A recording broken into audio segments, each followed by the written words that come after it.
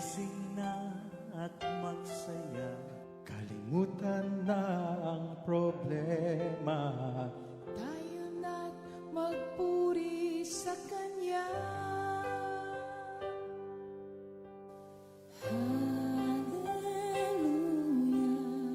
Hallelujah.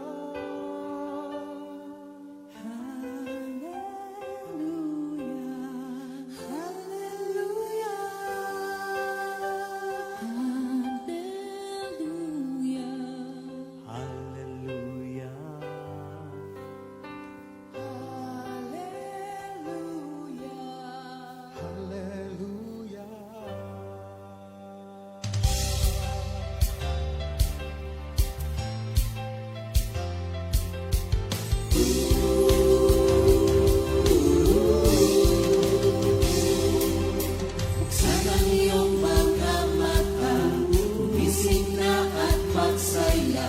Kalimutan na ang problema, tayo na't magpuri kay Jesus. Buksan ang iyong mga mata, gumising na at magsaya. Kalimutan na ang problema, tayo na't magpuri sa Kanya.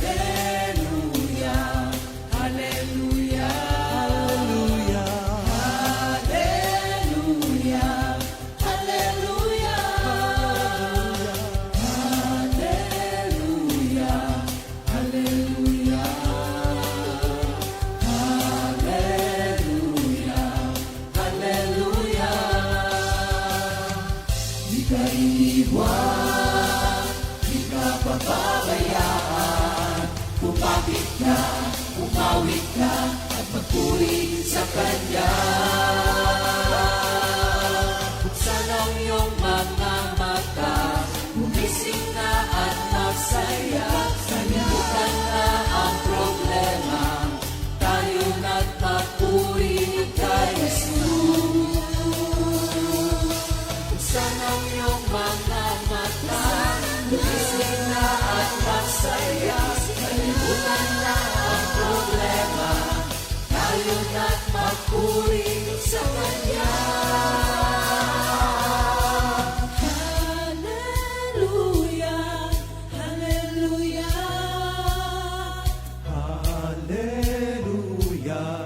Hallelujah. Hallelujah.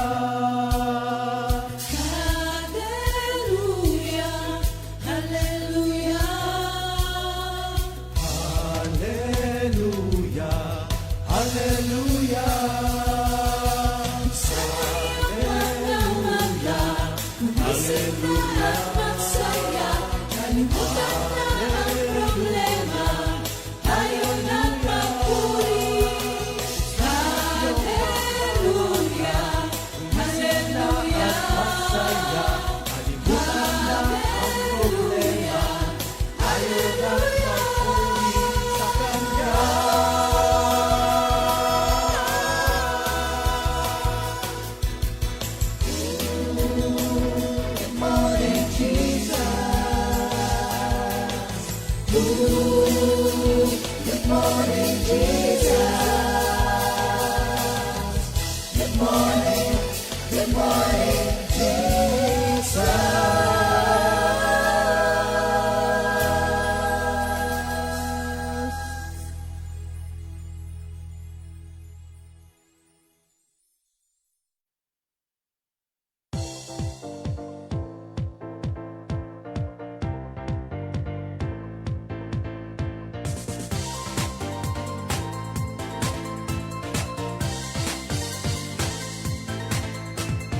ba'y naniniwala o kaya'y nagtitiwala may magandang mangyayari sa'yo? Ikaw ba'y naniniwala o kaya'y nagtitiwala may magandang mangyayari sa'yo? Magtiwala, maniwala sa kanyang salita may magandang mangyayari sa'yo. Magtiwala, maniwala sa kanyang himala may magandang mangyayari sa'yo. Ba'y naniniwala o kaya'y nagtitiwala may magandang mangyayari sa'yo? Ikaw ba'y naniniwala o kaya'y nagtitiwala may magandang mangyayari sa'yo? Magtiwala, maniwala sa kanyang salita may magandang mangyayari sa'yo. Magtiwala, maniwala sa kanyang himala may magandang mangyayari sa'yo. Diyos ay makapangyarihan, laging maaasahan. Di siya nagbabago, magpakailan pa man. Ang Diyos ay makapangyarihan, laging maaasahan. Di siya nagbabago, may magandang mangyayari sa'yo. Ba'y naniniwala o kaya'y nagtitiwala may magandang mangyayari sa'yo? Ikaw ba'y naniniwala o kaya'y nagtitiwala may magandang mangyayari sa'yo? Tiwala, maniwala sa kanyang salita may magandang mangyayari sa'yo. Tiwala, maniwala sa kanyang himala may magandang mangyayari sa'yo. Diyos ay makapangyarihan, laging maaasahan. Di siya nagbabago, magpakailan pa man. Ang Diyos ay makapangyarihan, laging maaasahan. Di siya nagbabago, di siya nagbabago. Di siya nagbabago, may magandang mangyayari sa'yo.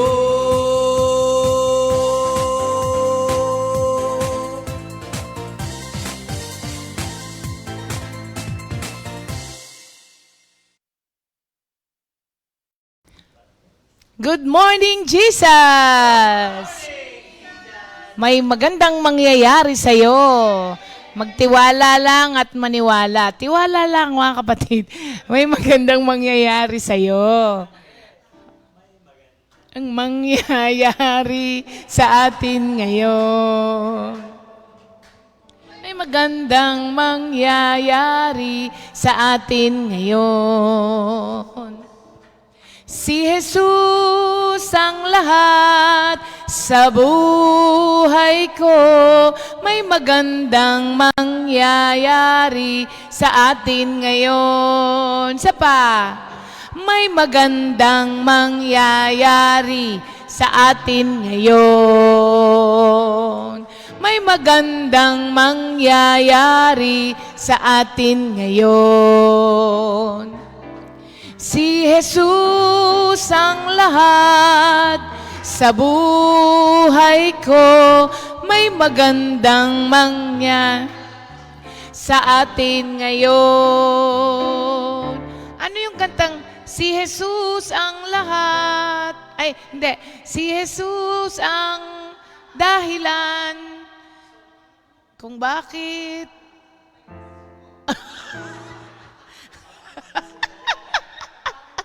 may Pasko, grabe naman yan. Si Jesus ang dahilan kung bakit hindi may Pasko, January pa lang eh. Nagkakahalo-halo na yung mga kanta natin. Pero ano ngayon? Si Jesus ang dahilan kung bakit narito? Parang ganun nga yun. Ikaw ay narito kang magtataka kung bakit ikaw rin ay narito. Si Jesus ang dahilan sa may magandang mangyayari yun. Nagkahalo-halo na tayo. Paano nga ba yung tono nun? Ayun na ngayon, may maganda. Si Jesus, baka mali lang ang tono natin. Kaya napupunta ulit tayo dito. Di bale. Anyway. Ayan. Blessed Monday po sa inyong lahat, mga kapatid. Thank you, Lord. Oo nga, naghahalo-halo na yung mga kanta. Nagkakaroon tayo ng song overload. Sabi ni Tanene, information overload. Ito, song overload kasi sa dami ng mga kanta na smash up. Pinaghalo-halo na yung mga Oo, tama. Sige, tayo po'y mag-pray muna.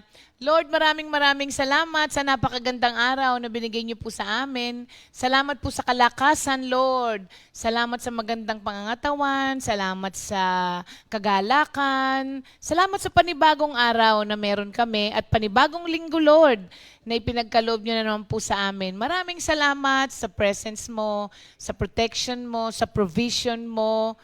Thank you, Lord, sa lahat-lahat ng ini-enjoy po namin sa buhay namin because of you.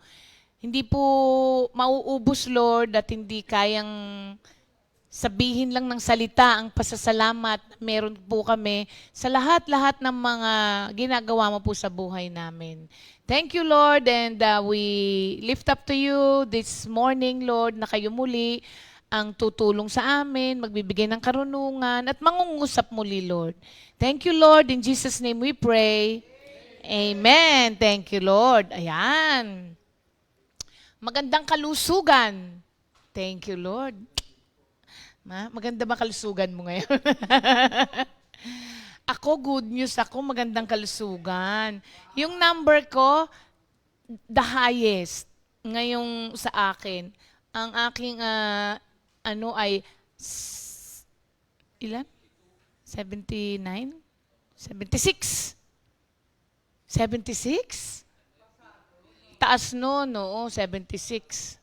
From 33, yung pinakahuli, naging 76. I therefore conclude na hindi ako magda-diet. Kasi pagka mas bumababa, ayan. Thank you, Lord, talaga, no? Good news yan, mga kapatid. Si Pastor bumaba ulit. Sabi ni Miss Eve sa kanya, papaluin kita, Pastor. Padadapain kita. Oo. Sabi niya kasi gumanda na yung katawan niya. Ay, gumanda na siya dati, di ba? Sabi niya, nahihiya po kasi ako pag pinaghahanda. Sabi lang niya yun. Sabi niya, tell them that you're allergic to pork. And you are, sabi niya. You are allergic to pork. Oo. Para hindi ka na pala pinapakain. Ayan. Thank you, Lord. Okay. Magandang umaga sa lahat ng mga kapatiran. Magaganda nating kapatiran na maaga pa ay nandito na po sa ibang bansa, dito sa Pilipinas. Magandang umaga po sa inyo. Hindi na namin, si Madam Bips, ang aga. Aga mong gising Oo. Hindi na namin inabot ng sobrang lamig sa Baguio. 14 na lang ba yun? Nag-14 ba tayo? Hindi, no? Oo, hindi namin alam. First na pala ng Penagbenga. Oo. Thank you, Lord. At maganda naman yung aming fellowship. Masaya lahat kasi hindi raw nakita nung Pasko. Pati ng taga San Fabian. Ang ganda pala nung ating ngayon. Yung labas natin ng worship center ay pinalagyan ng bubong. Kaya pagkainan, wala nang kumakain sa loob, dito sila sa labas kasi may bubong na. Plus, pagka may mga anniversaries, mga ganon, pwede na maglagay ng silya hanggang labas. Oo, kasi natutuwa ako dun sa Glassdoor. Kasi ang nakasign, tulak, hila. Sabi ko, Tagalog na Tagalog yung sign nyo ah. Imbis na pool, sabi hila. Pag nandun ka sa labas, tulak. Mas madali nga naman, di ba? Mas madali nga naman. Baka daw matokhang kasi tulak. Oo nga eh. Abo, good morning sa'yo, Maris.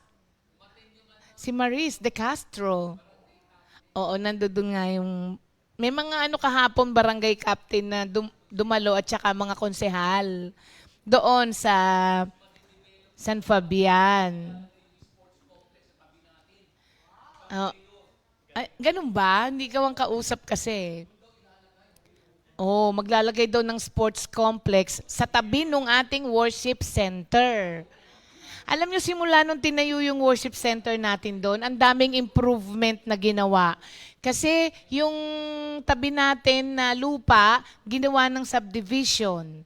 Tapos yung ating daanan, sementado na, tapos bago pa yung kanal. Oo. Butchoy, ano yung word mo? Hindi.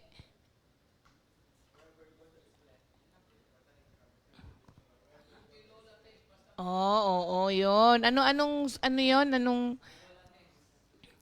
Oo, wherever you go, there is plenty. Dala-dala kasi yun talaga ng mga Oo, kapag ka meron kang minsan, napansin nyo ba ito? Na kapag ka minsan kumain kayo sa isang restaurant, walang tao, tapos kinainan mo, mamaya-maya lang, ang dami ng tao. Hindi naman ikaw yon. Kung hindi, ikaw na daladala mo si Kristo, daladala mo ang mga blessings at pagpapala, di ba? Talaga. Ganun ba? Yung nagpagawa daw ng bubong ng worship center natin na, yun ang natalo? Yung nanalo, yun yung pumunta kahapon. Okay, nagpapasalamat lang daw. Oo, pamangkin naman ni Nanay Sosing yun.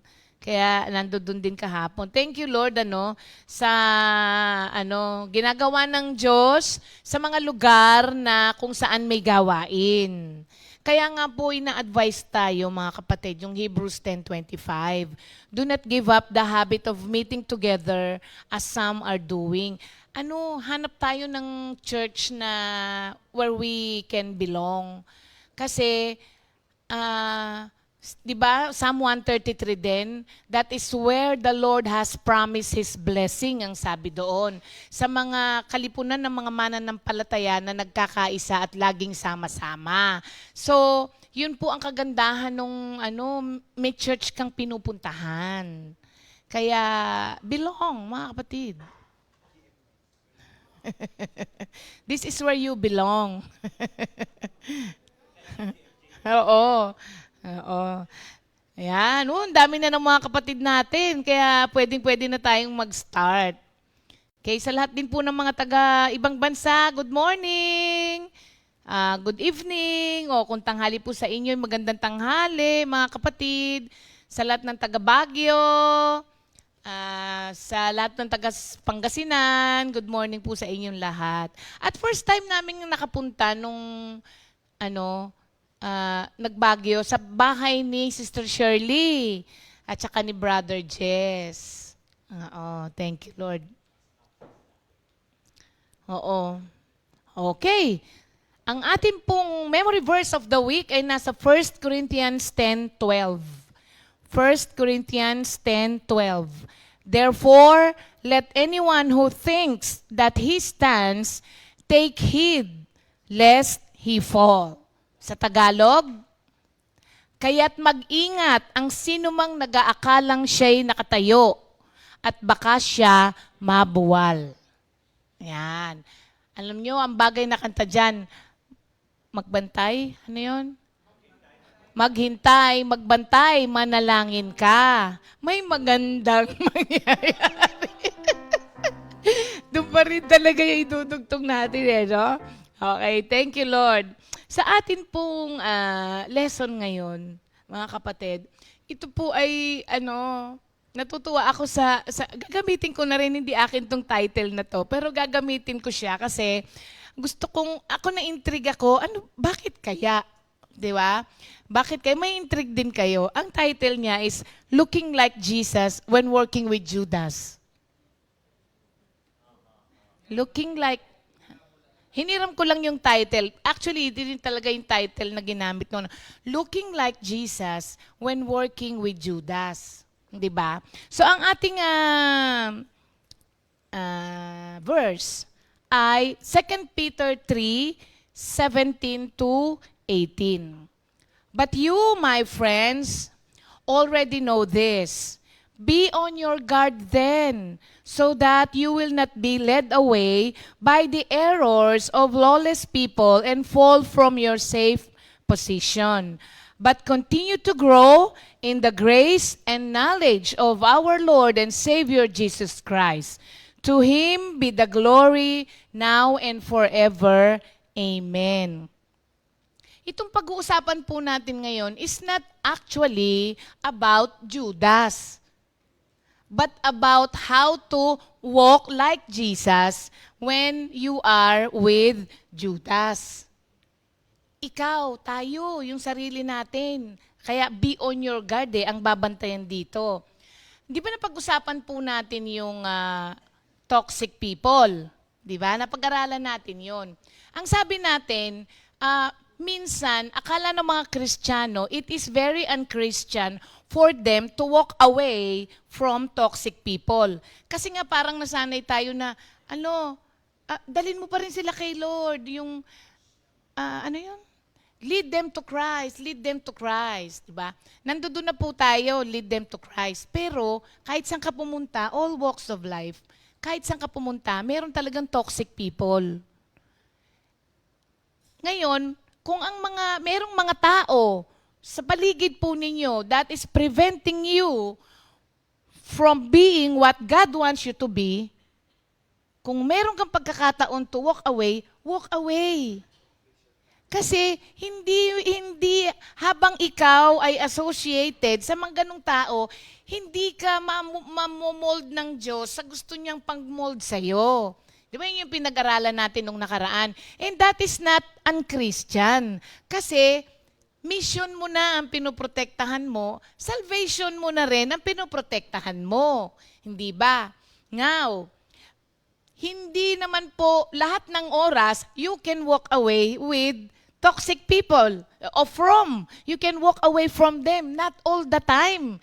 Especially kung minsan ay boss mo, katrabaho mo, kapamilya mo, kamag-anak mo, 'di ba? Paano ka ano 'yun? Maglalayas ka sa bahay mo kung nandoon 'yun, 'di ba? So, ano ngayon ang gagawin mo if you cannot walk away? At yan po yung ating pag-uusapan ngayong araw na ito. Merong isang tao, para lamang po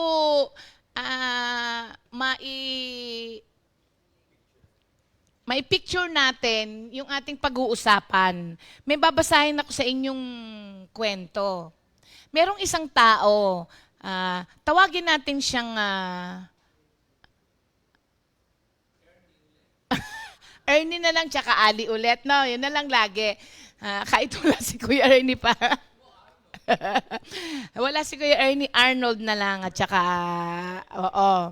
So, merong isang tao, tawagin natin siyang Ali. Okay? Na nagtatrabaho sa isang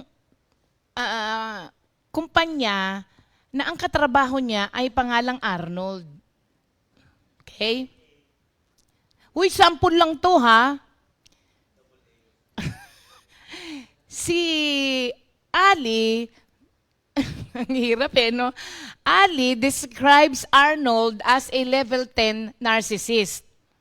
Alam niyo ba kung ano yung narcissist? Obsessed siya sa sarili niya. Okay? Bolstered by his enormous business success, kasi matalino si Arnold at saka successful businessman 'Di ba? May angking talino. So itong si Arnold has crafted a world that revolves around him. Arnold has no true friends. Sabi, sige na nga, palitan na lang natin ang pangalan. Si Mike na lang at si Joe. Okay, yun na lang original. So, Joe has no true friends. And he's been unfaithful to his wife multiple times. So, he uses his money as a way to keep people hanging around him by overpaying employees and holding out huge bonuses. Okay. Sabi ni Mike, he will give thousands of dollars, but it's all about putting them in his debt because he wants to own them. Sabi niya. And the reason why Mike can work around Joe without going crazy himself is that, number one, he's a very strong individual himself, emotionally and spiritually. Alam nyo, talking about this emotionally and spiritually, di ba si Kuya Nandeng nagpasama nga doon? Alam nyo kung ilang percent na lang ang function ng 1%. Sa 101%. Sabi niya, I am amazed, sabi ni Miss Eve sa kanya, how are you still functioning? Sabi niya ganon. With that kind, kasi sabi niya yung mga internal organs mo ay hindi na in harmony. Sabi niya ganon. Tapos, sabi niya, I think you've done well, Pastor. Sabi niya. Kaya, kahit yung physical mo, ganyan siya, sabi niya, you're still functioning because of your spirituality. Sabi sa kanya, totoo. Totoo yung sinabi sa kanya ni Miss Eve. Kaya nakakatuwa din yung si Miss Eve, I think you've done well, Pastor. Sabi niya, kaya kahit yung physical mo, sabi niya kasi, akala daw natin, di ba sabi niya, ano pong gagawin ko? Lifestyle change. Sabi niya, lifestyle change, that means diet and exercise. Sabi niya, ang tinukoy mo lang is physical. Exercise ay physical lang. Ang lifestyle includes, number one, sabi niya, spirituality. Pag okay ang spirituality mo, yung emotion mo susunod, at pag okay din yon, saka palang susunod din yung physical mo. Sabi niya ganun. So ang lifestyle change, sabi niya, ay hindi lamang exercise. Kailangan yung number one daw, yung spirituality mo okay. Tapos yung emotion mo, psychological, oo.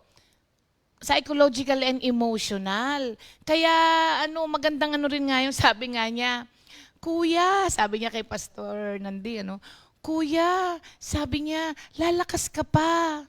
Sabi niya, you can still recover. Sabi niya, sundin mo lang muna, wag mo munang kainin yung bawal. Sabi niya ganun. Kay Pastor nga, nung nakita niya yung les, sabi niya, Pastor, papadapain na kita. sabi niya sa Kapampangan, baruganda ka. Oo. So, itong si Mike can get along with Joe kahit na ganun siya ka-toxic. Tignan ninyo habang binabasa ko to, tignan ninyo kung gaano ka-toxic itong si Joe. So, Mike is a very strong individual himself, spiritually and emotionally. And he doesn't seek to control Joe back. Okay? Sabi niya, the only control I have over Joe is how much I limit his control over me. I don't ride the roller coaster with him. Kasi nga minsan, super angry daw tong si Joe. When he's super angry, I'm not hurt by his attacks. Sabi niya, if he's ecstatically pleased, I don't accept his accolades. Ano yung accolades? Flattery? Pwede bang flattery or praise? Sabi niya, hindi ko ina-accept pagka masaya siya, yung mga papuri niya, hindi ko rin naman siya pinapatulan pag galit siya. Sabi niya, he's going to be up and down. And I choose to be constant and consistent. He doesn't get to define my mood on any given day. Not affected. Naku, alam nyo, mahirap to, madali lang sabihin. Joe wants Mike's respect. Si Joe, kahit toxic siya, he wants Mike's respect. And he's willing to pay for it. On one occasion, sabi niya, Joe set up an elaborate prepaid vacation for an employee and her husband. It was an expensive cruise. Everything was first class. Pero the employee declined. She had just had a child. Her health wasn't the best. And the schedule didn't suit her husband's employment situation. May trabaho din yung asawa. Sabi ngayon ni Joe, I've already paid for it. Sabi niya, you're going to go. Boss kasi siya eh. You're going to go. Ang hindi alam, nung pinapabakasyon niya ng first class, yung palang empleyado niyan is going to be subpoenaed, parang papadalan siya to testify against Joe. Kaya niya pala pinapaalis. To testify, kasi pinipigilan niyang mag-testify, hindi pa alam nung empleyadong yun. Hindi ngayon pumayag yung babae, kasi hindi pumayag yung asawa niya dahil may trabaho din siya. Hindi po pwede. So, ang ginawa nitong si Joe, kilala niya kasi yung doktor nung babae, nung empleyado nila, pumunta siya sa physician nung babae. At ang sabi niya, concerned ako sa health nitong babae nga. Sabi niya.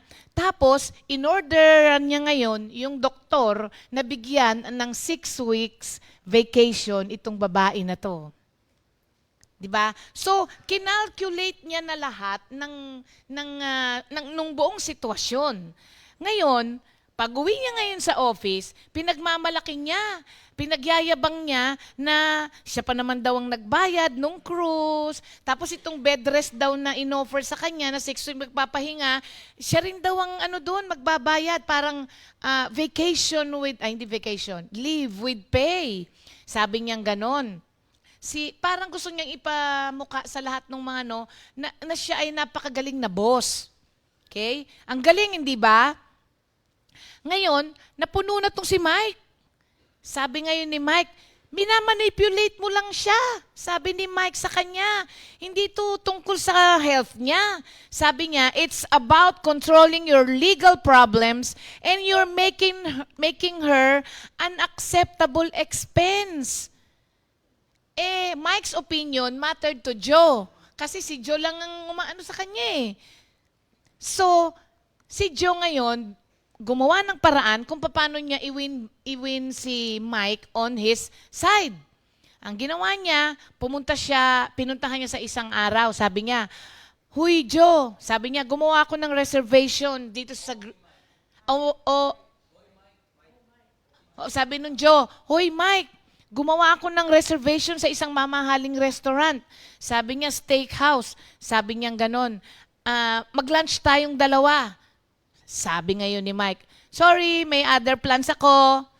Ang ginawa ngayon ni Joe, inabutan siya. Inabutan siya ng box. Sabi niya, buksan mo yan pag alis ko. Sabi ganon. Nung umalis na ngayon si Joe, binuksan ni Mike. Nakita niya, may pera. Binilang niya, $5,000. Oo. Sabi niya ganon. O di ngayon, inopen niya. Tapos, tinawagan niya ngayon tong si Joe. Sabi niya ganon. Ano tong binigay mo sa akin? Sabi ngayon nun Joe, binuksan mo O, kakuntsaba na kita ngayon. Kasi binuksan mo. Nakita mo yung nung Joe na yon? Oo, sabi niya ganon. So, okay na tayong dalawa, ha? Kasi binuksan mo kakuntsaba na kita. Sabi ngayon ni Mike, ano ka, hello? Hindi, no? Sabi niya, pumunta ka rito, kuhanin mo ulit itong perang binigay mo sa akin. Sabi niya, hindi, binuksan mo na yan, iyon na yan, kakuntsaba na kita. Pag hindi mo to pinuntahan ngayon, ibibigay ko to doon sa ex-wife mo na i-divorce mo. Sabi niya, wag, pupunta na ako dyan. Oo. So, Si Mike nag-survive working around Joe by understanding how Joe is motivated. Di ba? Pero, because of his integrity, may integridad din kasi itong si Mike. Hindi ba? Kaya he avoided being owned by Joe. Nakita niyo ba yung integridad niya? Kahit bigyan mo pa ako ng pera, hindi ko yung kukunin. Alam ko kung bakit mo ako binibigyan. Pero once na nag-fall ka doon sa pakana nung Joe, wala na. Siya na may-ari sa'yo. Kaya ngayon, magiging puppet ka na lang niya. Kasi meron na siyang alas sa'yo. So merong ganong mga tao, mga kapatid, na gagawin ang lahat ng pwedeng gawin niya para maging kakampi ka niya. Lalong-lalo na kung ikaw lamang ang umo-oppose sa kanya. Nga, hindi po tayo talaga, we cannot walk away from toxic people. Pag pwede, you probably should para maging tahimik ang buhay mo. Pero,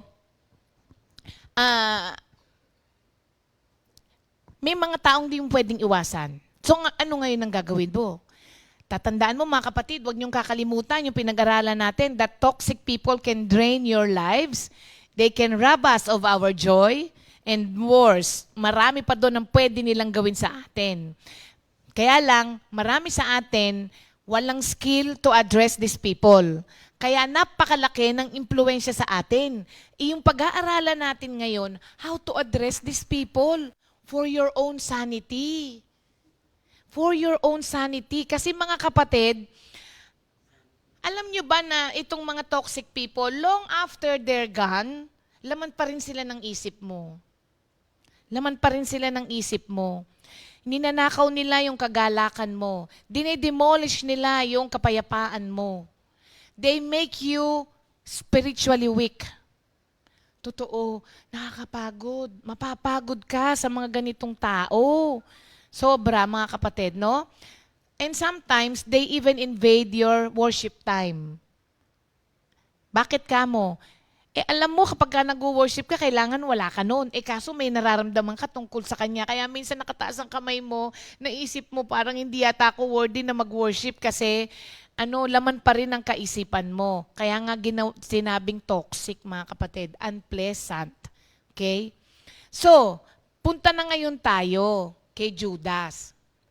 Si Lord, alam niyo ba na ang Diyos ay kapag ka toxic na yung mga tao sa kanya, nag-walk away din siya. At hinahayaan din niyang may mga tao mag-walk away from Him.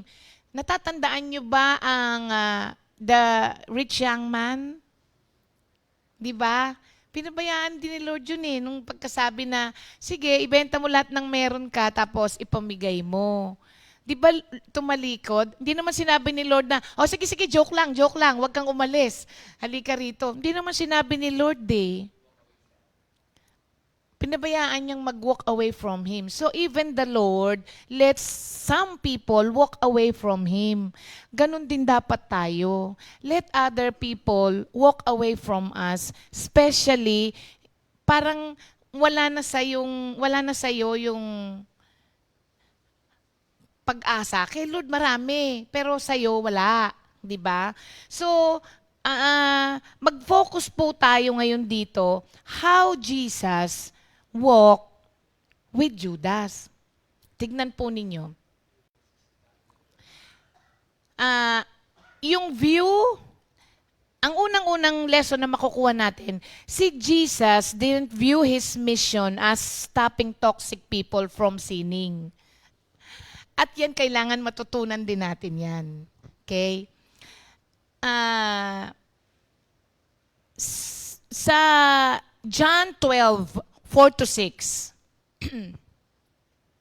sabi, one of Jesus' disciples, Judas Iscariot, who was later to betray Him, objected, "Why wasn't this perfume sold and the money given to the poor?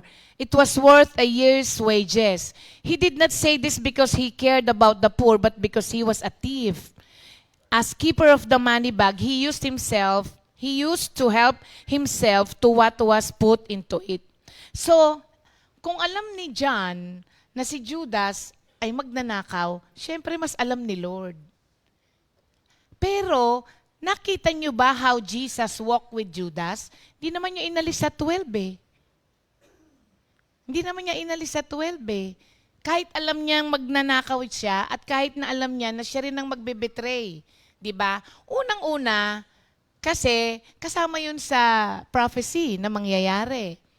Pero pangalawa, alam niyo ba mga kapatid, what was amazing about Jesus pa dito sa kwento na to, hindi siya nag-focus doon sa pagkakasala ni Judas sa gagawing kasalanan at kasalanan niya dahil kumukuha siya ng pera eh. Kumukupit siya ng pera kung ano yung inilalagay doon sa offering, di ba? Ang ginawa niya, hindi siya nag-focus dito sa isa na to na may kasalanang ginagawa. Bagkus, pinokus niya yung kanyang nag-focus siya doon sa 11 pa that are willing to be discipled by Him. Totoo yun. Ngayon, tayo rin po, mga kapatid, if we focus on other people's sin, you are focusing on toxicity. And later on, ikaw na ang magiging toxic. Kasi yun yung pinokus mo. Ang isang matututunan natin dito, huwag kang magpulis ng kasalanan ng ibang tao. Magpupulis. Ano yung nababasa natin lagi? Huli pero hindi kulong. Huwag kang bantay ng bantay doon sa kasalanan ginagawa ng ibang tao. Kasi pag doon ka nag-focus, you are focusing on toxicity. Pansinin mo kapag bantay ka ng bantay, pulis ka ng pulis sa kasalanang nagagawa ng ibang tao, lagi kang naiinis. Kasi ayaw na natin kasi ng kasalanan. Totoo naman yun. Ayaw na natin nun. Ayaw na natin ng mga kamalian. Ayaw natin ng kasalanan. Pero pansinin mo kapag wala ka ng ibang ginawa kung hindi yun, later on, ikaw na ang toxic na tao. Napapansin ko din yun sa sarili ko. Pulis ka ng pulis. At huwag ka rin umupong judge. Kasi hindi rin naman ikaw ang judge. Trabaho ng Diyos yun. Kasi malala na yung ginawa niya eh. It doesn't matter. Hindi mo na sakop yun. Ang Diyos ang may sakop doon, hindi ikaw.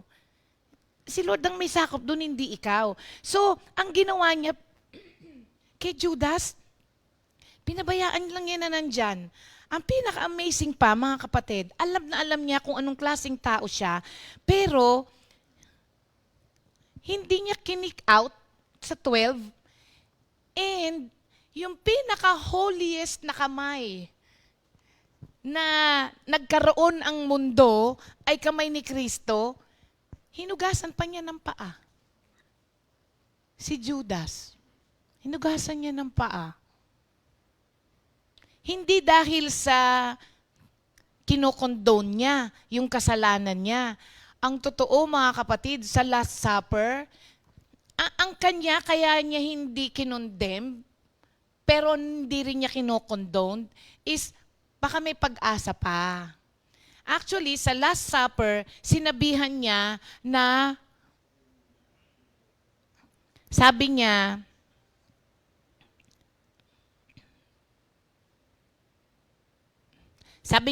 sa John 6:70, alam niya sabi niya, Jesus said, "Have I not chosen you, the 12? Yet one of you is a devil." Saan ba yung sabi niya, kapag ka yung anak, ipagkakanulo ang anak ng Diyos, saan kayang verse? Pakitingin naman, please, pakitulong. Saan bang version?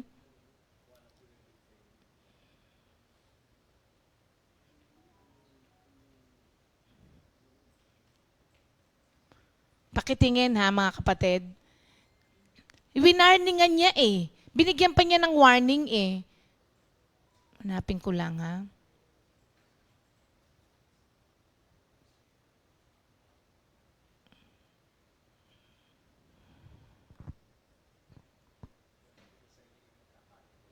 Oo, oo, oo.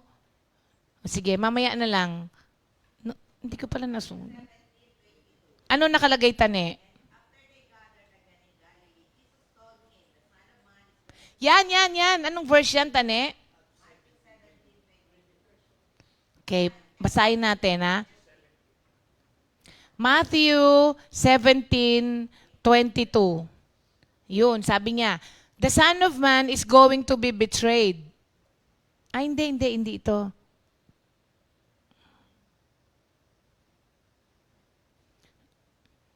Mamaya, makikita ko rin yan. So, ang point ko dito, sa Last Supper, binigyan pa niya ng warning na kapag ka hindi nagbago, may kahihinatnan. Mamaya makikita rin natin yan. So, alam niya ang ginagawa ni Judas, pero hinugasan pa rin niya yung paa, mga kapatid. Si Jesus kasi kept the bigger mission in his mind. Ang kanyang mission is to seek first the kingdom of God. Tapos he had to raise up a band of disciple. Ngayon, kung magpo-focus lang siya doon kay Judas, may miss niya yung kanyang mission dapat. Yun ang isang nagagawang hindi maganda kapag wala ka nang ginawa kung hindi magpulis sa kasalanan ng ibang tao. Nawawala ka na sa focus doon sa pinapagawa sa iyo ng Diyos. Natutuon ka doon sa pagpupulis sa ginagawa ng ibang tao. Dinadivert ng kaaway din yung attention mo para hindi mo magawa yung mission na pinapagawa sa iyo ng Diyos. And later on, dahil sa galit mo, kapupulis mo, ikaw na ang magiging toxic. Diba? Ikaw na talaga. Alam ni Lord Jesus knew na Judas was toxic. Alam na alam niya, pero hindi siya doon nag-focus. At ito po mga kapatid, ay isang parang nakakapagpalayang katotohanan sa ating mga believers na ang nangyari kasi doon,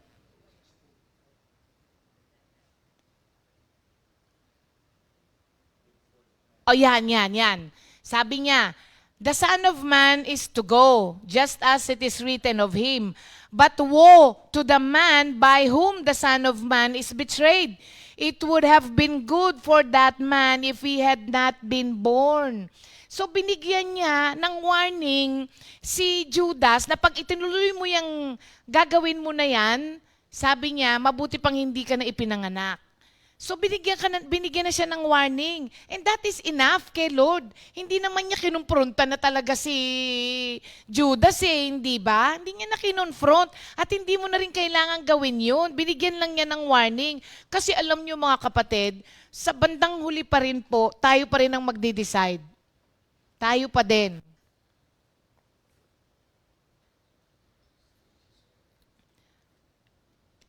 Ang pwedeng gawin ng Diyos is lead us. Teach us, guide us. But the decision ay tayo pa din. Tayo pa din. At ganun ang nangyari dito.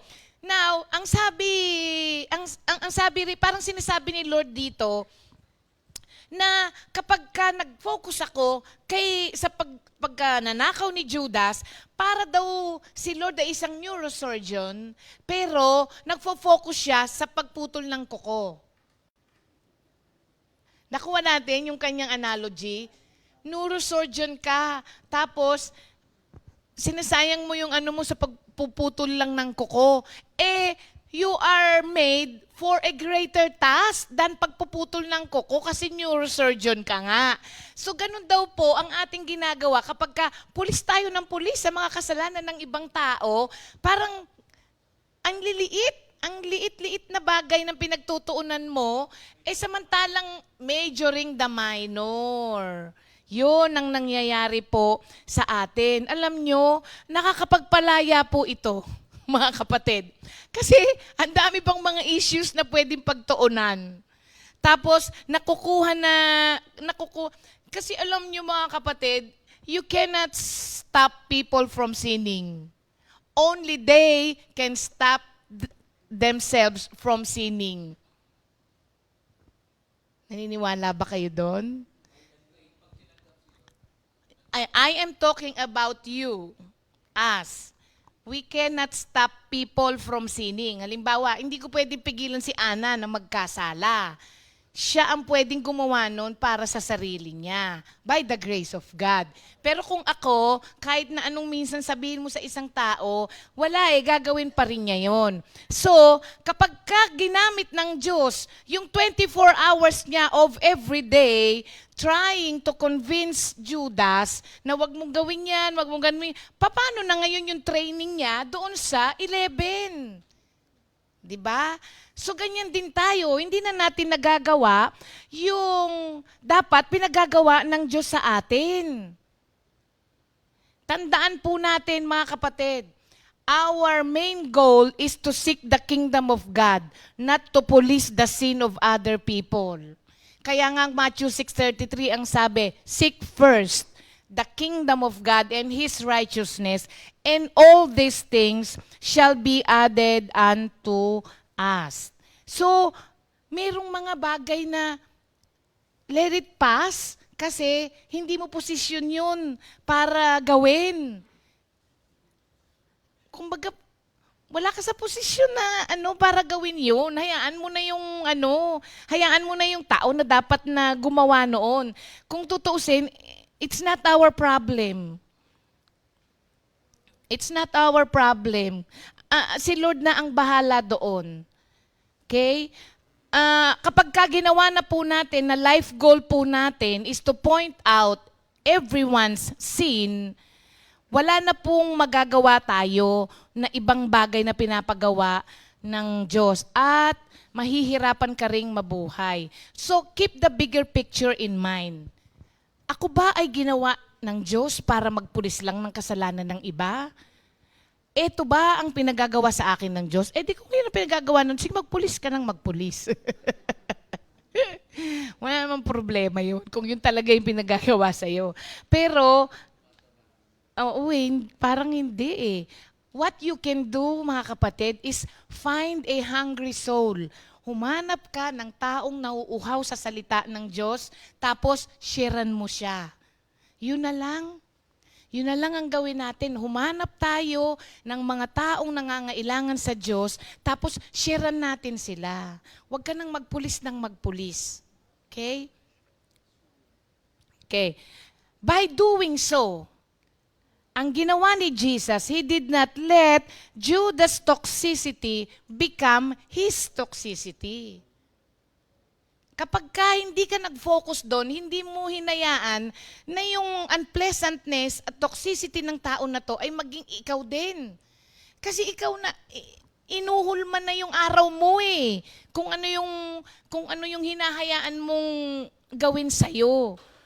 So, kung ikaw ba, tignan mo kung ikaw ba bibigyan ngayon ng pagkakataon, I'm sure lahat tayo mga kapatid, ay magbabayad kahit gaano kamahal.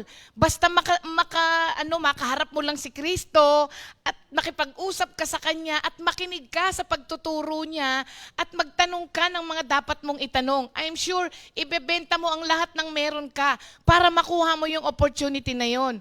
Pero, tignan mo tong tao na to kasama araw-araw si Kristo. Kasama araw-araw. Nakakapagtanong siya, nakakaroon siya ng opportunity to hear from Jesus Christ, pero sinayang pa rin niya. Sinayang pa din niya, hindi ba, mga kapatid? Kaya pag titignan mo, grabe naman tong si Judas, no? Parang napaka-ungrateful dahil biro mo walang ganong opportunities yung ibang tao. Siya meron, pero sinayang pa rin niya. Tapos, pinagkanulupan niya si Kristo. And yet, sa Last Supper, nung inugasan nga yung paa, patikan niya. Oo. Alam niyo kung ba't ginawa ni Lord yon? Jesus kept the door open to relational reconciliation. You keep the door open for relational reconciliation without condoning kung ano yung ginawa.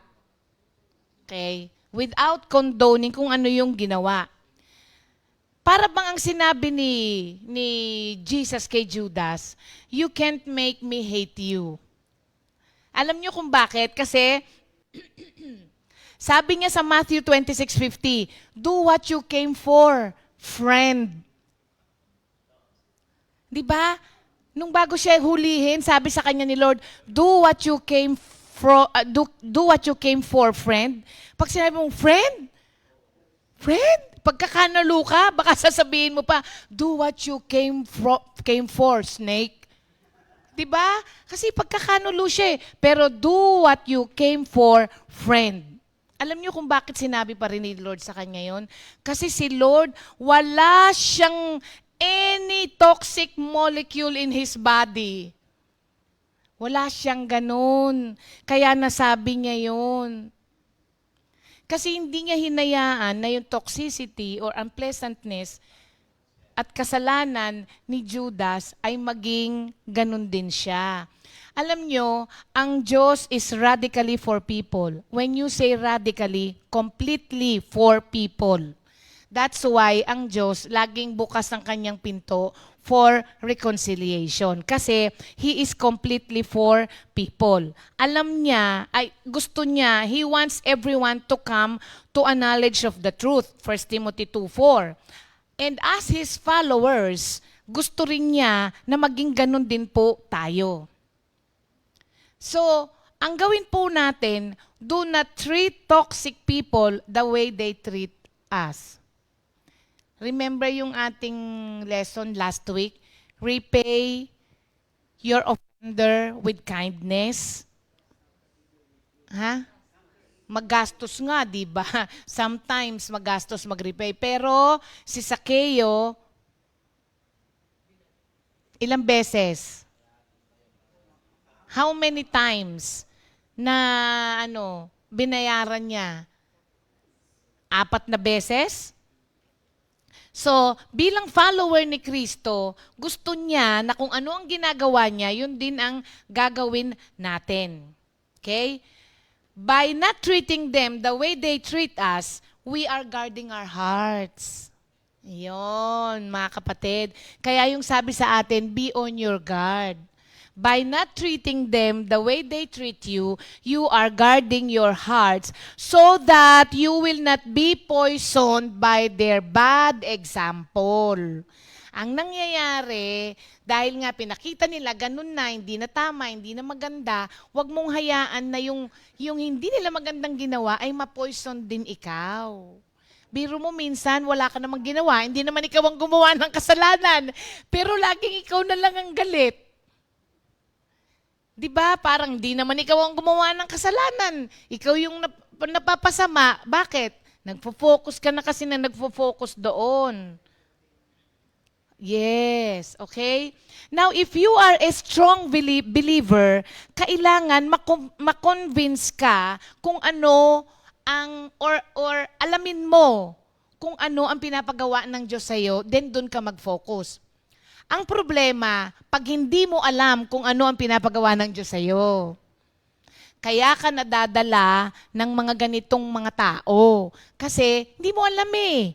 Pero pag alam mo, halimbawa, si Brother Roger, alam ni Brother Roger na siya'y magluluto. Bawa. Tapos pagka sinabi halimbawa, ay Brother Roger, pakibili mo naman ako ng ganito sandali doon. Kung hindi alam ni Brother Roger na ang trabaho niya ay magluto, ang gagawin nun, iiwanan niya yun. Tapos kung ano yung utos sa kanyang iba, gagawin niya yun. Kasi hindi niya alam kung ano talaga yung pinagagawa sa kanya. Kaya po tayo nadadala ng mga ganitong tao ay hindi rin natin alam kung anong pinagagawa sa atin ng Diyos. Kaya sumasabay lang tayo sa agos. Oo, sabay lang tayo ng sabay sa agos. At hindi mo po ma-handle itong unpleasantness ng mga tao na to. Kasi you don't know who you are in Christ. Kailangan kilala mo kung sino ka kay Kristo. Wala ka na kasing gagawin kung hindi magbantay, magdepensa pa uli. Ayun. Ang mga tao lang gumagawa nun yung mga taong hindi kilala nila kung sino sila kay Kristo. Alam nyo kasi mga kapatid, we have to work hard to not allow a poisonous person or poisonous atmosphere to poison your own soul. I say work hard kasi sasadyain mo. Sasadyain mo na huwag kang paapekto. Kasi maapektuhan ka. Lalo na pagkamahal mo sa buhay, di ba? Di pwedeng hindi maapektuhan ka talaga. Pero you have to work hard. Sasadyain mo. Naalala nyo kanina si Mike? Kaya lang naman siya nakaka-stand up kay Joe kasi malakas yung kanyang, may integrity siya, number one. Pangalawa, malakas yung spiritual life niya. So anong gagawin natin? Sabi nung binasa natin, be on your guard, tapos kung ano yung katotohanan na tanggap mo, bantayan mo. Bantayan mo ang sabi doon. Baka mamaya, para hindi ka ikaw naman yung susunod na mawala sa katotohanan. Ano ang gawin mo? Grow in the knowledge of Christ. Alam niyo ba, mga kapatid, kapag dumarating yung ganitong pagkakataon sa inyo na para bang napupuno na yung kaisipan mo nung mga maling ginagawa ng ibang tao, pati ikaw na apektuhan niya, ang pinakamaganda at pinaka-powerful na magandang gawin is pray. Pray. Pray para saan? Pray for that person and then pray for yourself. Ang isa pang magandang gawin, humanap ka ng kausap na ang sasabihin sa'yo ay healthy lahat. Hindi yung toxic ulit. Humanap ka ng kausap na hindi kakampi sa'yo. Sadyain mo na humanap ka ng kausap na hindi ka kakampihan doon sa sinasabi mo. Yan, mawawala yun mga kapatid. Kung yung iba naman ang ginagawa, makinig ka ng mga Christian song. Kasi pagka may naririnig kang ibang salita, nabubura nun. Ba't tayo na LSS? Hindi yung Life in the Spirit Seminar, kundi yung Last Song Syndrome. Ba't ka na LSS? Di ba parang, kasi yun yung narinig mo eh. Kaya mamaya, wala naman sa unconsciously, mamaya, kinakanta mo na rin yung narinig mo oo. Oo, kaya kapag ka medyo naguguluhan na kayo ng pag-iisip po, kaya natotoxic na yung nyo, mga kapatid, yung araw nyo, magpatugtog kayo ng mga Christian song. Para yun ang huling manatili sa kaisipan mo. Di nabura niya na yung toxicity na iniisip mo kanina, ma-LSS ka. Diba? Kung ano yung, nakaka-LSS din kasi yung last sit-sit syndrome. LSS din yon, last sit-sit syndrome. Kung ano yung huling, yun na yung nananatili din sa mo, sa kaisipan mo. LSS din pala yun, last sit-sit syndrome. kung ano yung huling sinabi sa'yo, yun na lang yung nanatili sa iyo. So, wag mo rin kakalimutan that God is working in you. God is working on me to do His will. Hayaan mong mag-work ang Diyos sa'yo to do His will. Kaya nga sabi natin kanina, magbasa ka kasi His word sustains and delivers me from fear. O sige na nga, kantahin na nga natin.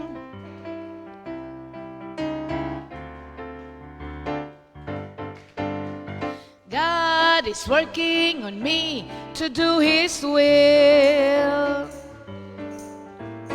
God is working on me to do His will.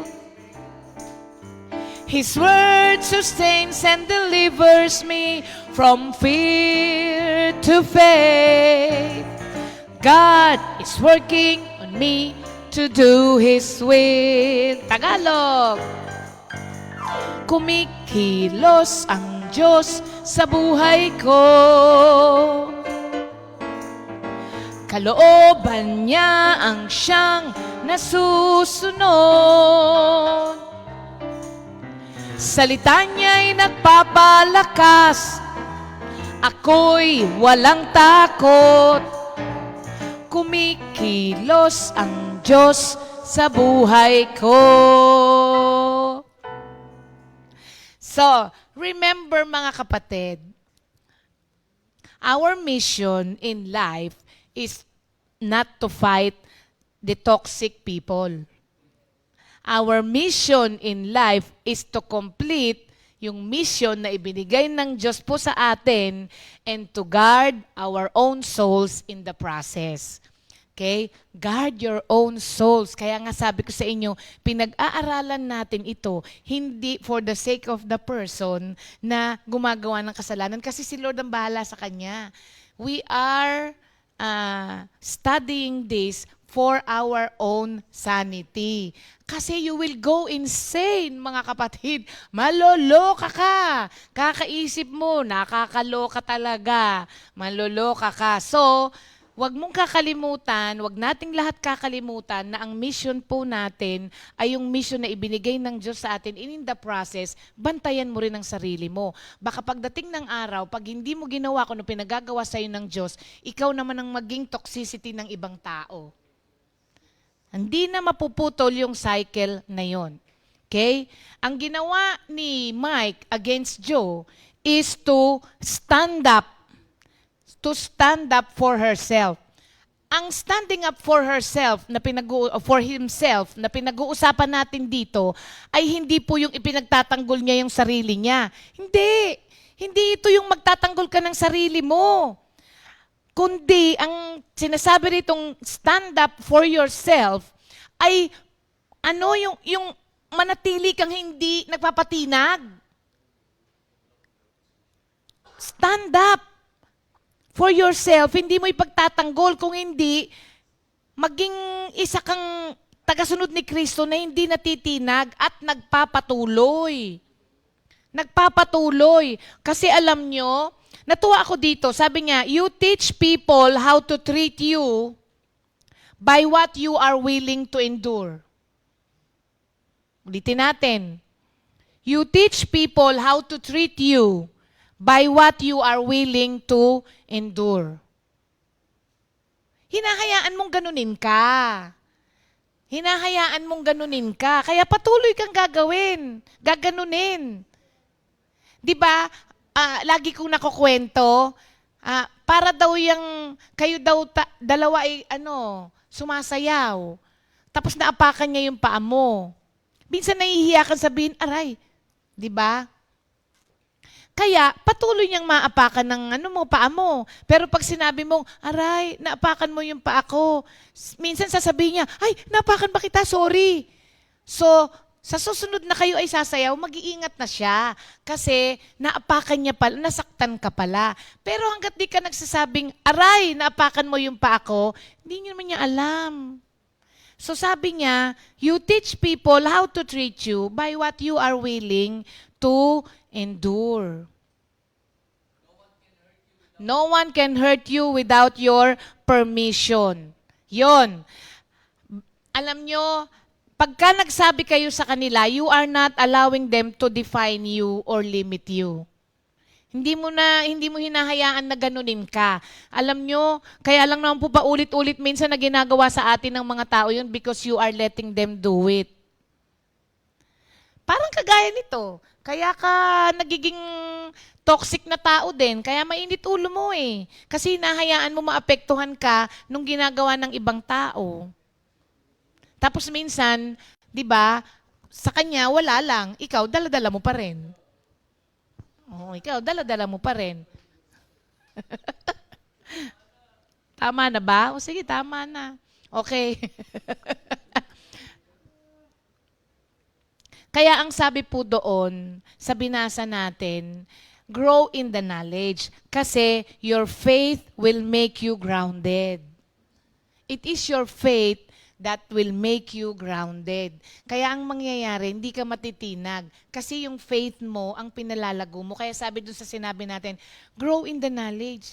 Instead of bantay na lang tayo ng bantay sa ibang tao, grow in the knowledge of Christ. para mag-ugat ka doon sa pag-grow in the knowledge of God. Huwag kang mag-ugat sa pagpupulis ng ibang tao. Kasi pagka po hindi natin binago yung cycle na yon, you are letting the other people, ito ang mangyayari sa atin pag di tayo nagbago. You are letting the person who is ruining their life ruin yours. Kapag hindi tayo nagbago at nag-focus na lang tayo doon, you are letting the person who is ruining his life ruin yours. De, parehas lang po na meron kayong wasak na wasak! Hindi ko naman po sinasabi na you have to pretend na yung mga toxic people ay hindi toxic people. Hindi ka magpipretend, Hindi ko sinasabing magpretend, mga kapatid. Di rin maganda yun. Kasi parang kang nagko-compromise din naman, hindi ba? Hindi po natin sinasabing magpretend na, ay, hindi naman siya ganyan. Ganun naman siya. Hindi po natin sinasabing magpretend dito. Ang sinasabi po natin dito, mga kapatid, you work around them without pretending na they are toxic. Anong ibig kong sabihin? Ang palakasin mo ang sarili mo. Kaya kahit na toxic pa rin sila, di ba si Joe sabi niya, hindi ko siya, hindi ako nagpapa-apekto sa kanya. Pag galit si Mike, ano ba to si Mike tsaka si Joe? So, ayun, nawala na ako. Oo, okay. So, ang reason dito is to preserve our sanity. So, mga kapatid, ito palang isang magandang palatandaan. Kapag ka naluloka ka na, natotoxic ka na. Totoo, yun lang ang palatandaan. Pag di ba sa bahay, naluloka na ako sa mga anak ko. Pag di ka makatulog, pag hindi ka na makatulog, kakaisip, dahil naiinis ka, nantotoxic ka na. Yun palang magandang palatandaan. Anong gagawin mo? Balik ka ulit. Kasi God is a God of order. I-order ulit ng Diyos ang buhay mo. Aayusin niya ulit yun, mga kapatid. So, tandaan natin. Diba? Sometimes we cannot walk away, but you have to learn to live or work around toxic people by papanong paraan, strengthen your inner life para kahit nandyan sila, toxic sila, hindi sila nagbabago, ganun pa rin sila, it doesn't matter. Kasi work out mo na yung inner life mo. Okay? At nagre-require po kasi ito ng stronger relationship with the Lord. Kasi kung hindi rin strong ang relationship mo kay Lord, hindi mo to magagawa. Okay, sunod na tatandaan natin, do not try to control a controller. Do not try to control a controller. Kasi may mga taong magaling mag-manipulate. Nakakita na, alam niyo ba yung salitang gaslighting? Ang gaslighting, nag-usap kayo na alam mong tama ka. After nyong mag-usap, umalis kang parang ako nga yatang may kasalanan. Ayun, ang gaslighting. May mga taong magaling mag-gaslighting. Kumbaga, kaya nilang ipaikot ang mga katotohanan, even katotohanan, kaya niyang i-twist para later on, oo nga, ako nga ang mali. Samantalang nag-umpisa kayo na alam mong ikaw ang tama, pagtalikod, parang ako nga ang may kasalanan. Talent yun. So sabi niya, do not try to control a controller. Bakit? You cannot. You cannot control a controller. Controller nga siya. Di makokontrol ka nga niya. Di ba? Huwag mong kontrolin. That is not your responsibility. Si Lord yun. What you can do is create a loving distance. May loving pa rin, Create a loving distance dun sa tao. Bakit mo naman, bakit bakit mo naman didikitan ng tao na nagkokos sa'yo ng toxicity? Pero ang sinasabi dito, create a loving distance. Ibig sabihin, hindi mo naman siya kinokondemn. Ayaw ko lang maloka ko. Kaya, para sa sarili ko, iwas muna ako until such time na kahit nakadikit na ako sa'yo, kaya ko na. Kasi malakas na ako. Pero kung sa tingin mong mahina ka pa, hindi mo kaya na apektuhan ka pa, iwas mo, loving. O, huwag niyo kalimutan yung loving, ha? Create a loving distance between them. Okay? Sunod, keep first things first. Anong ibig kong sabihin? Seek first the kingdom of God and His righteousness. Oo, keep first things first. Yun ang una nating Hindi po nating trabaho to keep people from sinning. Ang unang ating dapat gawin is seek first the kingdom of God. Mag-focus po tayo on investing. Yung ating verse ng ating church. Oo, 2 Timothy 2:2. Entrust them to reliable people. Invest on reliable people. Huwag ka nang mag-invest doon sa unreliable people. Invest on reliable people. Para sila yung makakatulong sa mission ng Diyos na magampanan dito sa lupa. Kasi ang mga toxic people, ang gusto lang yan is to prevent you o kaya i-delay ka niya from doing or completing your mission. Dinidelay ka lang nun eh. So wag ka na muna doon, okay? Now, sabi natin kanina, yung isa, do not allow someone who is ruining their life, ruin yours as well.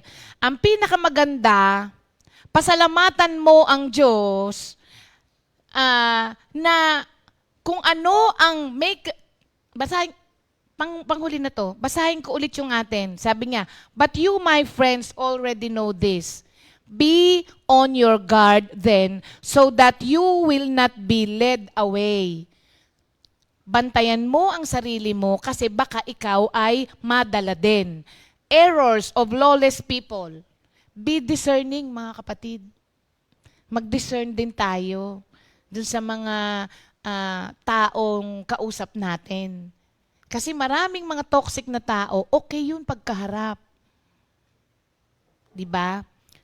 Ang sabi niya, do not be led away by the errors of lawless people and fall from your safe position. Kasi maganda na yung kalagayan natin kay Lord ngayon. Pinoprofess natin palagi na tong buhay na meron ako ngayon, walang panama sa buhay ko dati. So nasa safe position ka na kasi ayos na eh. Ginawa ng ayos ng Diyos ang buhay mo. Kaya sabi niya, bantayan mo yan. Para hindi ka na mawala dyan sa safe position mo na yan. Sabi niya, continue to grow in the grace and knowledge of our Lord and Savior, Jesus Christ. So doon tayo magtuon.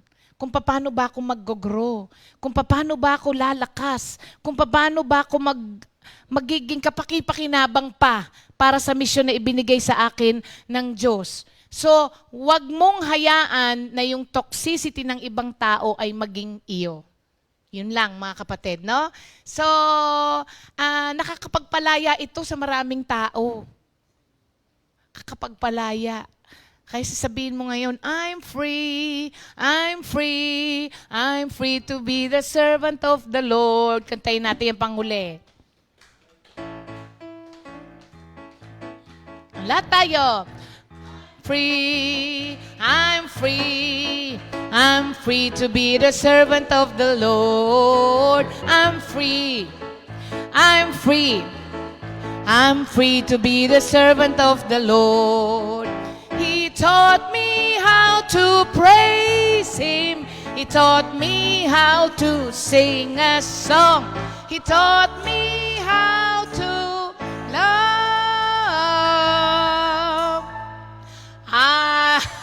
Ayaw umalis sa lahat. I'm free to be the servant of the Lord. Yan. Maging malaya po tayo na maging servant of the Lord. Okay? Palayain mo na yung sarili mo. Mahawa ka naman sa sarili mo. Palayain na natin yung mga sarili natin, mga kapatid. Para magampanan natin kung yung pinapagawa ni Lord sa atin. Okay. Happy birthday sa ating mga kapatiran. Sister Jean Nocum, Sister Aida Encarnacion, Sister Brenda Magpok, Sister Nida Bruce. Ang dami ah. Sister JM Ocampo, aba, si JM. Sister Tina Aguilar ng ating Isabela. Brother John Mendoza. Si Macdo. Si Shaira Montenegro. And belated happy birthday sa iyo, Sister Alexis Recto.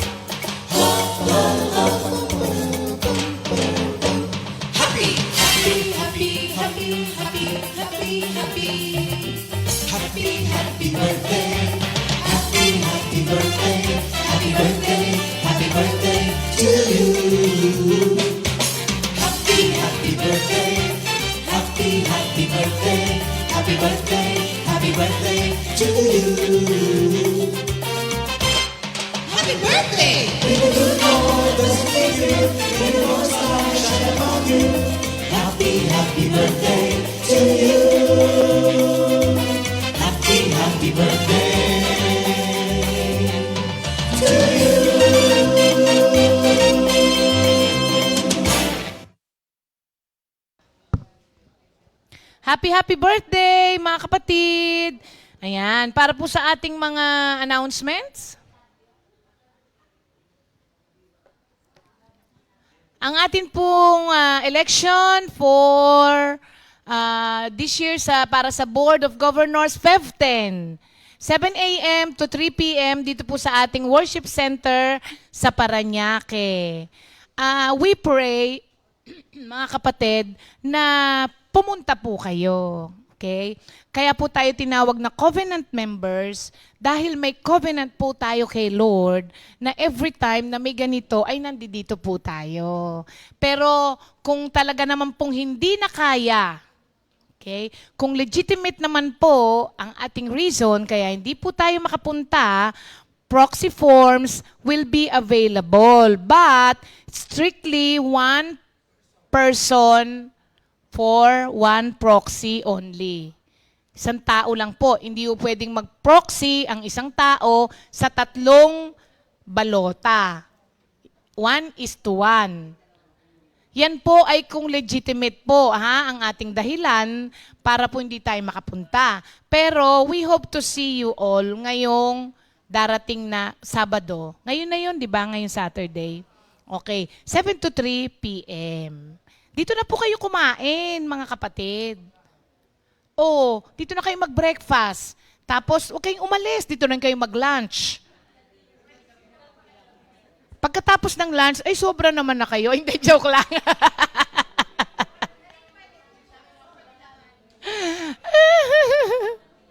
Hindi. May pagkain. Pwede bang mawala ng Diyos? Kayo naman, oo. Okay. Sunod po, CSM Quarterly Fellowship po ay ngayong Valentine's Day. Post-Valentine's, no? Feb 25, 2 p.m. po to 6 p.m. at Cramsis sa Makati. Yan. Yan na po ang title po ng fellowship. Ang theme ng fellowship ay Rhythms of Love. May rhythm pala ang love, no? Ano kaya rhythm yan? Hip-hop? Ano? Rhythms of Love. Feb 25, 2 p.m. to 6 p.m. Para po dun sa mga gustong pumunta, ang dress code po ay smart casual. May nagtanong sa akin, sabi niya, paano kung hindi ako smart? Di casual lang. Ang color theme po ay red, pink, and white. Red, pink, and white. Favorite ni Jeff yan. Red, pink, and white. Dati. Ang love offering, para daw po ito sa food. $250 per head. mga nanay, suportahan nyo naman po yung mga anak ninyo para naman po maka-attend sila at maka-fellowship din sa ibang mga kasama nila, sa ibang mga youth. Suportahan po. Sa bawat area, alam nyo mga kapatid, huwag natin pabayaan yung youth. Sabi natin sila yung susunod na generation. Hindi naman sila ang pag-asa ng bayan. Hindi sila. Si Lord ang pag-asa natin lahat. Kumbaga sila yung susunod na generation na magpapatuloy ng gawain ni Lord. Kung di naman natin sinusuportahan. So, nananawagan po ako sa lahat ng mga adults sa kanya-kanyang mga fellowship. Ano naman po, pagtulong-tulungan naman po ninyo para may sasakyan, yung mga bata, o para naman po meron silang ipang-share para po sa food nila. Mga kapatid, mga anak niyo po yan. Kaya pagtulong-tulungan, suportahan ng mga kabataan. And we will end up with our new song of the week, Give Glory to the Lord, composed by, yan na pala kay Sister Sally, di ba? Di ba parang, ikaw ba inuna ko o si Maripas? Huy, Beng, ikaw na susunod nito. Oo. Huy, Arnold, ikaw palang mauna. Susunod si Arnold. New Song of the Week, Give Glory to the Lord, composed by Sister Sally Bartolome, arranged by Brother S.J. Garcia. Ang nag-interpret ay The G.O.G. God bless you mga kapatid. Huwag maging toxic.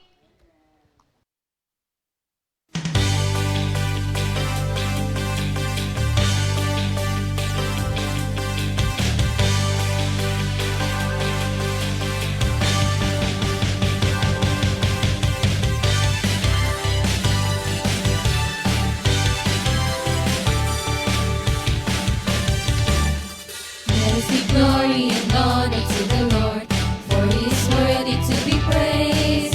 We worship and give you thanks, Lord, you are worthy to be praised. Let us give glory and honor to the Lord, for He is worthy to be praised. We worship and give you thanks, Lord, you are worthy to be praised. We lift your name on high, Lord Jesus. No other God that could save us. Every knee shall bend, every tongue confess that Jesus Christ is Lord.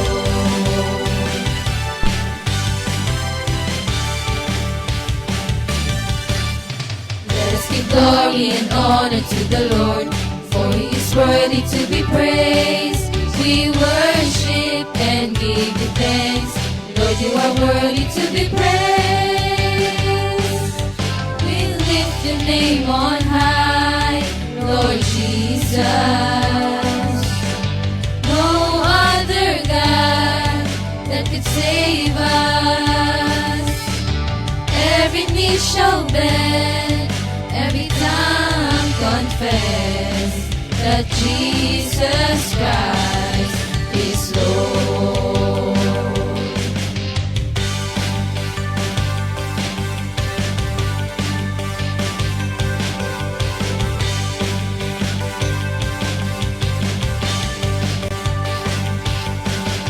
Let us give glory and honor to the Lord. Let us give glory and honor to the Lord. Let us give glory and honor to the Lord. Let us give glory and honor to the Lord. Let us give glory and honor to the Lord, for He is worthy to be praised. We worship and give you thanks, Lord, you are worthy to be praised. Let us give glory and honor to the Lord, for He is worthy to be praised. We worship and give you thanks, Lord, you are worthy to be praised. We lift your name on high, Lord Jesus. No other God that can save us. Every knee shall bend, every tongue confess that Jesus Christ, that Jesus Christ, that Jesus Christ is Lord, that Jesus Christ is Lord.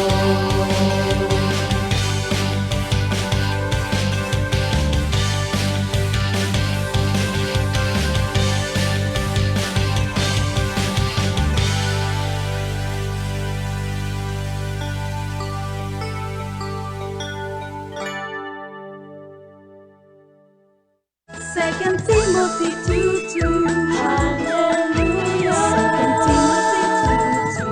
Praise the Lord. Second Timothy 2:2. You and me, let us proclaim the gospel. Second Timothy 2:2. Hallelujah. Second Timothy 2:2. Praise the Lord. Second Timothy 2:2. You and me, let us proclaim the gospel of